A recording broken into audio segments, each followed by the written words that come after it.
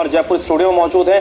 कोशिश करेंगे बीजेपी नेताओं से भी इस मुद्दे पर बातचीत करने के लिए, लेकिन मेरा जो पहला सवाल लोकेश जी से ही है। लोकेश जी, क्या वाकई आप मानते हैं कि जो कुछ मुद्दे अब से 2 महीने पहले नजर आ रहे थे, भ्रष्टाचार के मुद्दे पर चुनाव लड़ाया जा रहा था, भुखमरी के मुद्दे पर चुनाव लड़ाया जा रहा था, भ्रष्टाचार के मुद्दे पर चुनाव लड़ाया जा रहा था, शिक्षा को कैसे बेहतर किया जाए उसके मुद्दे पर चुनाव लड़ाया जा रहा था, लेकिन अब इनकी जगह बयानों ने ले ली है और उन बयानों का कैसे बदला लिया जाए उन्होंने ले ली है, क्योंकि जो पूरा मुद्दा है, जो अहम मुद्दा था, वो पूरी तरीके से शिफ्ट हो गया है।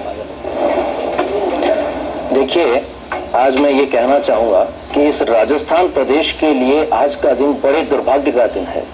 आज इस प्रदेश की मुख्यमंत्री ने जिस तरीके के शब्दों का प्रयोग किया है वो उनके लिए और उस पद के लिए कहीं किसी रूप में शोभा नहीं देता। मुख्यमंत्री जी ने इस पद की शपथ लेते हुए ये कहा है कि वो सिर्फ किसी जाति, धर्म या किसी संप्रदाय की मुख्यमंत्री नहीं है, किसी पार्टी की मुख्यमंत्री नहीं है, वो इस राजस्थान प्रदेश की मुख्यमंत्री है, वो आवाम की मुख्यमंत्री है।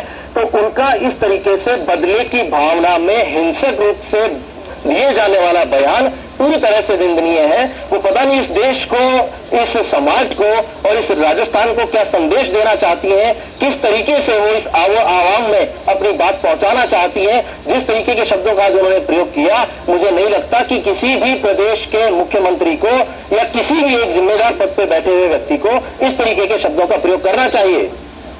लेकिन ये प्रचलन लगातार बढ़ रहा है लोकेश शर्मा जी, और इस प्रचलन में हम सिर्फ बीजेपी को दोष नहीं दे सकते हैं। आज वसुंधरा राजे ने जो कुछ कहा उस पर हम चर्चा कर रहे हैं, लेकिन इस चीज में कांग्रेस पार्टी भी कहीं पीछे नहीं है। कांग्रेस पार्टी के भी नेता लगातार बयान देते हैं। देखिए, मैं बात कर रहा हूं अभी मुख्यमंत्री पद की, वसुंधरा राजे जी की, जिन्होंने इस राजस्थान की धरती पर अपना एक शासन स्थापित किया है, सुराज देने का वादा किया है। अगर मुख्यमंत्री पद इस तरीके के सवाल करेगा, इस तरीके के शब्दों का प्रयोग करेगा, तो इस देश की जनता को क्या संदेश जाएगा, मुझे ये समझ में नहीं आ रहा कि किस तरीके की भावना इस देश में भड़काए जाने का प्रयत्न किया जा रहा है।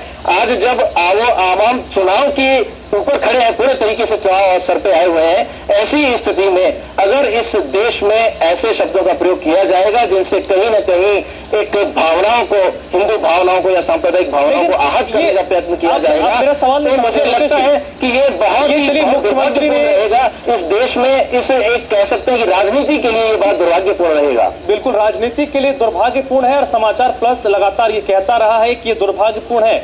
मुख्यमंत्री ने कहा है, इसलिए भी दुर्भाग्यपूर्ण है।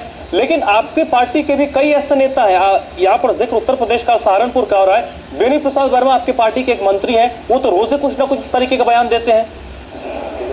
देखिए, जहां तक उनके बयानों का सवाल है, वो व्यक्तिगत रूप से क्या कहते हैं इसके बारे में हमें जानकारी नहीं है, लेकिन जिस तरीके से आज जब हम पूरे तरीके से लोकेश जी वो भारत सरकार में केंद्रीय मंत्री हैं भाई साहब, वर्तमान परिप्रेक्ष्य में हम बात करते हैं। लोकेश जी, ऊपर सर पर बेनी प्रसाद वर्मा भारत सरकार के केंद्रीय मंत्री हैं, उनका व्यक्तिगत बयान कैसे हो सकता है? चुनावों के बाद किसके टुकड़े होंगे ये आप देखिएगा। तो इस तरीके के शब्द अगर ये बात जा रहे हैं तो लोकेश जी आपने आगे क्या कहा जा सकता है? चलिए, आपने कहा कि वो कौन है मुझे नहीं पता, वो भारत सरकार के केंद्रीय मंत्री हैं, उनका व्यक्तिगत बयान कैसे हो सकता है? मैंने बीजेपी वाले ये कहेंगे कि व्यक्तिगत बयान है। प्रसाद जी की व्यक्तिगत जिस तरीके से वो बात करते हैं वो उनकी राय हो सकती है। पार्टी का कोई भी आदमी इस तरीके की बयानबाजी में कहीं किसी को सपोर्ट नहीं करता और ना ही किसी को ये इजाजत देता है कि वो इस तरीके की बयानबाजी करे। देखिए, चीजें इसी तरीके से बिगड़ती है ना, किसी ने कुछ कहा तो उसके जवाब में किसी ने दूसरे उससे एक कदम और आगे बढ़ गया।